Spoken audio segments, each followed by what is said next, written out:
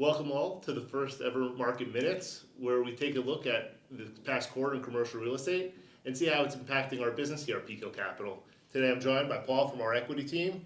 We're going to be chatting a little bit about the United States. Let's dive right in. Regardless of what industry you're in, certainly headline news, something the whole world's been focused on has been Donald Trump, his new administration, tariffs, potential trade wars.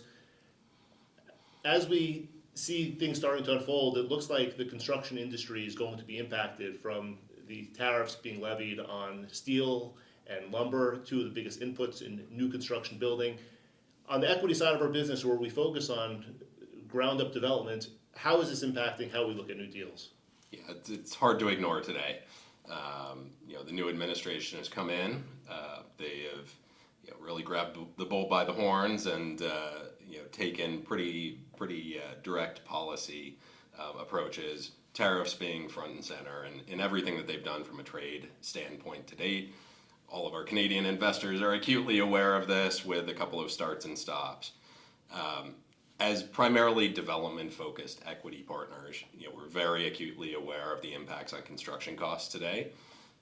We're seeing construction costs up by about 5%, including the full impact of all of the tariffs that have been announced. It's roughly in line with what a number of the large developers and construction firms in the U.S. have projected. Ultimately, where that lands is going to be a function of which tariffs stay in place, what specific goods or companies ultimately get exemptions from those tariffs, and then on a more regional basis across the U.S., where specific cost inputs are coming from. Where's lumber coming from? Where's steel coming from? And that differs from market to market.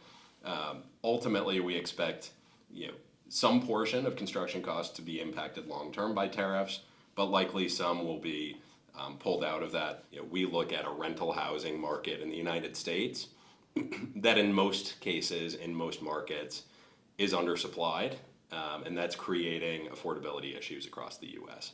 So from a long-term fundamental standpoint, we're still big believers in rental housing in the United States. We're continuing to place bets based on that long-term focus, continuing to find the right partners, the right projects, and the right cost basis to enter those projects, and ultimately looking at different ways to do it. Okay, so make sure I'm clear. Short term, there's about a 5% increase of costs, but long term, our objective is looking at the big picture, making sure that the deals that we're underwriting have good market fundamentals, supply and demand, and finding the right partners in those areas to help us navigate the turbulence. Absolutely. Great. So moving ahead, the stated goal of a lot of these tariffs has been creating a fair global trade policy and protecting American workers. How do we see various real estate sectors getting impacted from those stated goals?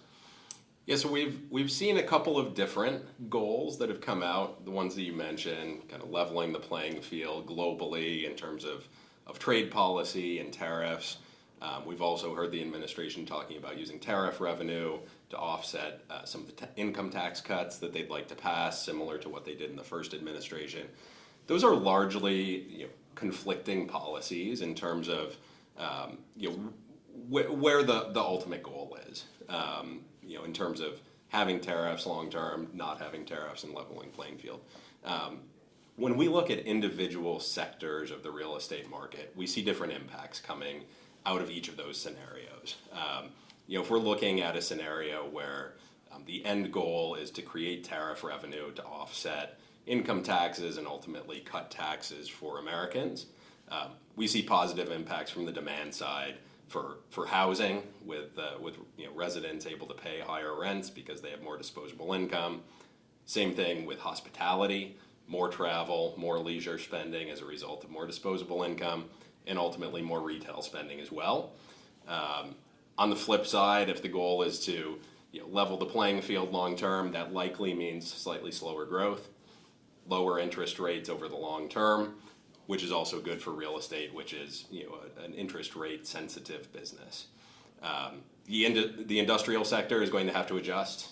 Coming into the year, a lot of groups were focused on the Canadian and Mexican border towns, focused on a nearshoring or onshoring strategy for supply chains, with the expectation that China in particular would get hit with tariffs, which they have and which remain in place.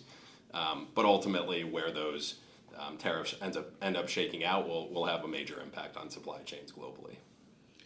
Okay, so if I hear you correctly, there could be winners, there could be losers, but depending on which side of the real estate sector you're looking at. But the stated goals of the Trump administration could have inverse impacts on one another, meaning the cost of goods sold more expensive because we're now manufacturing things locally, but at the same time, there's more tax revenue, so potentially more income to spend. So again, we're only in Q1 of the administration, a lot more time to see how this all plays out. We're just getting started. That's right. So Peakhill Capital is a relatively small shop, the equity team quite nimble. How are we looking to leverage all of this changing landscape to find opportunities? Yeah, I mean, I think you said it perfectly. With changing landscape, with change in general, comes opportunity. The larger institutional players in the space generally have a harder time adapting quickly. Underwriting, a new set of variables takes time. They need to see how that shakes out.